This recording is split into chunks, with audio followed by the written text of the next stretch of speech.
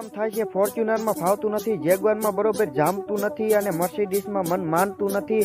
અને આ બધી ગાડીઓની શું ઓકાત હમણે આપણા તબેલે પડી હોય, પણ હપ્તામાં બરોબર સેટિંગ આવતું નથી.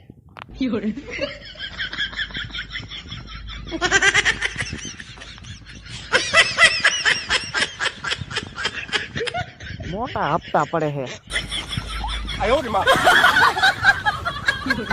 સાહેબ આજ મેં નવા લુગડા લીધા છે અને મારા બધા ભાઈબંધોની બરે છે, તો લાઈક કરો, ફોલો કરો.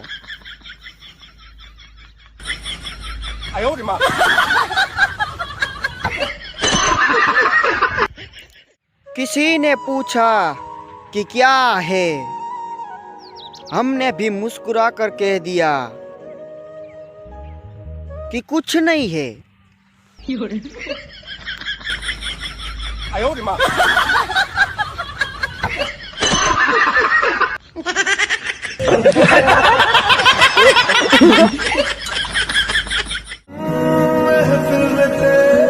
આજે મારું સાહેબ બ્રેકઅપ થઈ ગયું, પણ મને ઈ વાતનું દુઃખ નથી કે મારું બ્રેકઅપ થઈ ગયું, પણ મને તો ઈ મેસેજ છેલ્લાની દુઃખ છે કે જે મેસેજમાં છેલ્લે લખ્યું હતું કે ભાઈ હું છોકરો જ છું. સાહેબ આજે હું વ્યસન મુક્ત થયો છું.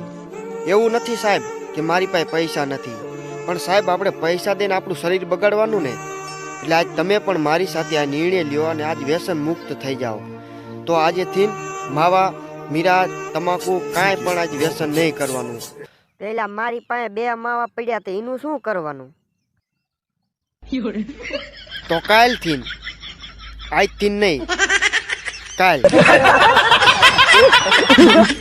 સાહેબ રેલવે સ્ટેશનની બહાર લખ્યું હતું કે અજાણ્યા માણસ પાસેથી કાંઈ વસ્તુ ન લેવી. મેં ટિકિટ જ ન લીધી. બરોબર છે, બરોબર છે.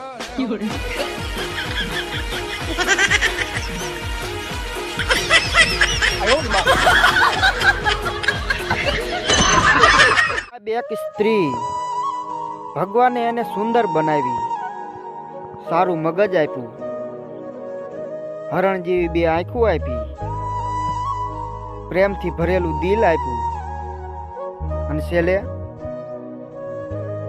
જીભ આપી અને પથારી ફરી, મહેનતની બધી પથારી પહેરવી નાખી. ભગવાન તમારા ધંધા જ આવા રહ્યા, હું એકમાં નતું રહ્યું.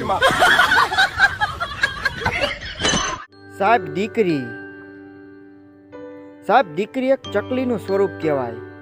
આજ પાખું આવે અને કાલ ઉડી જાય, પણ જો ગાંડો ઘેલો દીકરો હોય ને સાહેબ, તો ખટારાનો ડ્રાઈવર થાય અને લગભગની માથે ચડાવીને જાય.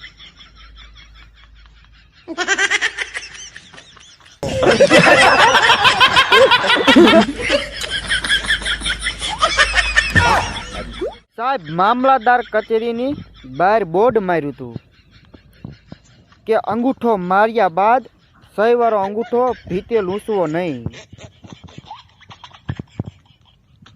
હવે ઈ ગાંડા જેવાને કોણ સમજાવે કે ઈ વાત તો આવડતું હોય તો અંગૂઠો જ ન મારે.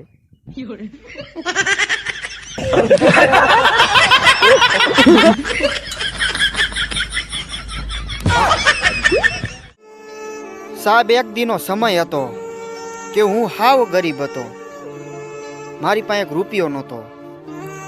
ત્યારે સાહેબ મારા ભાઈબંધોએ મને કીધું કે આ વિડીયોનું કર તો તાર પૈસા પાલટી થઈ જઈશ. અને આજ જોવો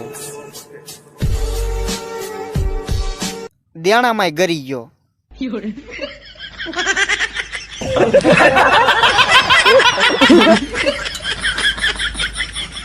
આજે એક ભેંસે મનુષ્યને ઠપકો આપ્યો અને કીધું કે અરે મનુષ્ય, દૂધ તો તું મારું પણ પીવે, છતાં તું માતા ગાયને કેસ.